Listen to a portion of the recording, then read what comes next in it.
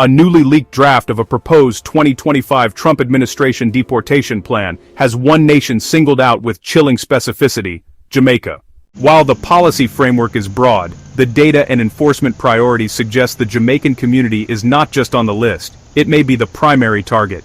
When we look closely at the policy documents, the real story is hidden in the fine print, lines and clauses that most people never see, but which have the power to change lives overnight. These legal documents, filled with dense language and technical jargon, are not just paperwork. They are the blueprints for how immigration enforcement is carried out in the United States. Every highlighted section, every footnote, and every amendment can have a profound impact on families, communities, and the very fabric of society. The evidence of what's to come is right here, embedded in these pages, waiting to be enacted. At the heart of the new policy is a dramatic and sweeping expansion of what's known as expedited removal.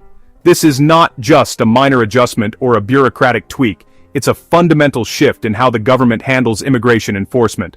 Under this plan, any Jamaican national who cannot provide ironclad proof that they have been physically present in the United States for the last 5 years is now at risk of immediate deportation.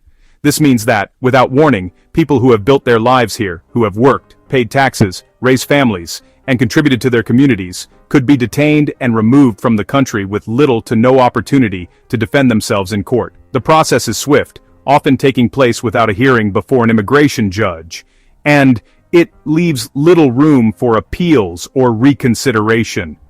For many, the first sign that they are at risk comes when ICE officers arrive at their homes, workplaces, or even schools asking for documentation that most people would never think to carry with them every day.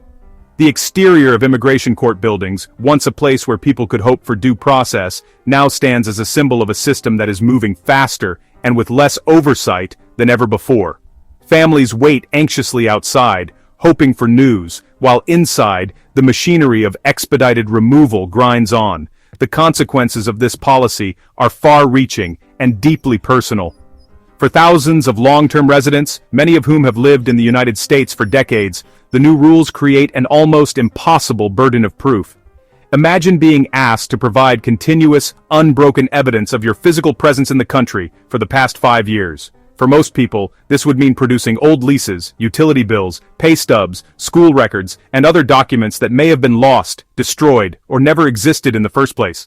The reality is that life is messy, and paperwork gets lost. But under this policy, the absence of a single document could mean the difference between staying with your family and being forced onto a plane back to a country you may barely remember. The fear and anxiety ripple through entire communities. Parents worry about what will happen to their American citizen children if they are suddenly deported. Children, some of whom have never known any home but the United States, live with the constant fear that their families could be torn apart at any moment. Families gather around kitchen tables, sorting through boxes of old papers, hoping to find enough evidence to satisfy the government's demands. In neighborhoods across the country, the sight of children waving American flags is a bittersweet reminder of the promise of belonging, and the reality that, for many, that promise is now in jeopardy. The expansion of expedited removal doesn't just affect individuals, it sends shockwaves through schools, workplaces, churches, and entire communities. It creates an atmosphere of uncertainty and fear, where people are afraid to go to work, attend school events, or even seek medical care, worried that any interaction could put them at risk. The policy's reach is vast, and its impact is felt in every corner of the Jamaican American community and beyond. Second, the draft of the new immigration policy takes a hardline stance by specifically prioritizing the deportation of immigrants from countries that have been officially labeled as recalcitrant when it comes to accepting their nationals back after deportation orders. In the context of U.S. immigration enforcement, a recalcitrant country is one that routinely refuses or delays the repatriation of its citizens who have been ordered removed from the United States. This refusal can create significant diplomatic tensions and logistical challenges for U.S. authorities, as it essentially leaves the government with limited options for enforcing removal orders. The draft policy aims to address this issue by making it clear that individuals from these countries will be subject to heightened scrutiny and expedited enforcement actions, regardless of the circumstances that led to their deportation order. This approach is intended to pressure foreign governments to cooperate more fully with U.S. repatriation efforts, but it also has far-reaching consequences for the affected immigrant communities. Jamaica, for example, has historically been included on the list of recalcitrant countries. This designation is not just a bureaucratic label, it has real-world implications for thousands of Jamaican nationals living in the United States. The U.S. government has repeatedly cited Jamaica's slow or inconsistent response to requests for travel documents needed to facilitate deportations.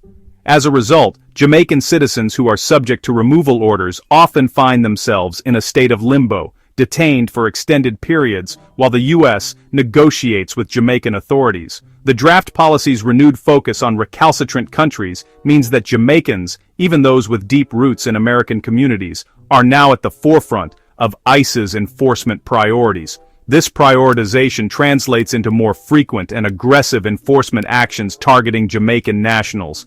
ICE agents are instructed to focus their resources on locating, detaining, and removing individuals from recalcitrant countries, often with little regard for the nuances of each case. This means that Jamaican immigrants, regardless of how long they have lived in the U.S., their employment status, or their contributions to their communities, are at increased risk of being swept up in enforcement operations. The policy does not distinguish between those with serious criminal convictions and those whose only offense may be a minor immigration violation. As a result, families can be separated, and individuals who have built lives in the U.S. may suddenly find themselves facing deportation to a country they may barely remember. The impact of this policy is deeply felt within Jamaican American communities across the country. Families live in constant fear that a loved one could be detained and deported at any moment, regardless of their individual criminal history or the strength of their family ties in the United States. Children worry about coming home to find a parent missing, and entire neighborhoods are gripped by anxiety as enforcement actions intensify. Community organizations and legal advocates are working tirelessly to provide support and information, but the uncertainty and stress take a heavy toll.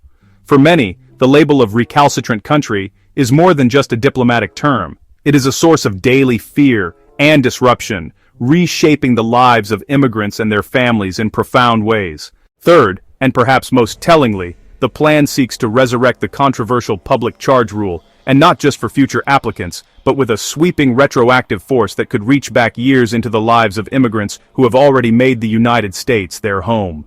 The public charge rule, a policy with roots stretching back over a century, has always been a source of anxiety and confusion for immigrants. It essentially allows the government to deny entry or permanent residency to individuals it deems likely to become primarily dependent on government assistance. But what makes this new proposal so alarming is its intent to apply these standards retroactively, rewriting the rules for people who have already played by them, and threatening to upend the lives of countless families who have built their futures here in good faith. Imagine, for example, a Jamaican green card holder who, years ago, found themselves in a difficult situation, perhaps a job loss, a medical emergency, or the birth of a child, and turned to programs like Medicaid or food stamps to help their family get by. These benefits were used legally, at a time when the rules allowed it, and they provided a crucial safety net during a period of vulnerability. Now, under the resurrected and retroactive public charge rule, that same individual could be labeled a burden on society, their lawful use of benefits twisted into evidence against them. The government could use this as grounds to initiate removal proceedings, threatening to tear families apart and send people back to countries they may barely remember, all for actions that were entirely legal and, in many cases, necessary for survival at the time. The consequences of this policy shift are not just legal, they are deeply personal and profoundly destabilizing. For many immigrant families, the threat of retroactive enforcement means living in a constant state of fear and uncertainty. Parents worry about what will happen to their children if they are suddenly targeted for removal. Children, many of whom are U.S. citizens, face the prospect of losing their caregivers and being thrust into unfamiliar and frightening circumstances. The anxiety ripples through entire communities as neighbors, friends, and co-workers wonder who might be next. Legal experts warn that this kind of retroactive punishment is not only harsh, but also fundamentally unfair, undermining the trust that immigrants have placed in the system and discouraging them from seeking help when they need it most. Social workers and community advocates report a chilling effect, with families now afraid to access even the most basic forms of assistance, for fear that it could be used against them years down the line. The public charge rule, in its new and expanded form, becomes not just a bureaucratic hurdle, but a weapon that can be wielded to punish and exclude, rewriting the past and casting a shadow over the future. In the end, this is more than a technical change to immigration policy. It is a punitive measure that rewrites the rules after the fact, threatening the stability, dignity, and dreams of families who have already contributed so much to the fabric of American life. This isn't a scattered enforcement strategy, it's a targeted campaign. The data points to a deliberate aim to dismantle and disperse one of America's most established Caribbean communities, using the full, unforgiving weight of the federal government.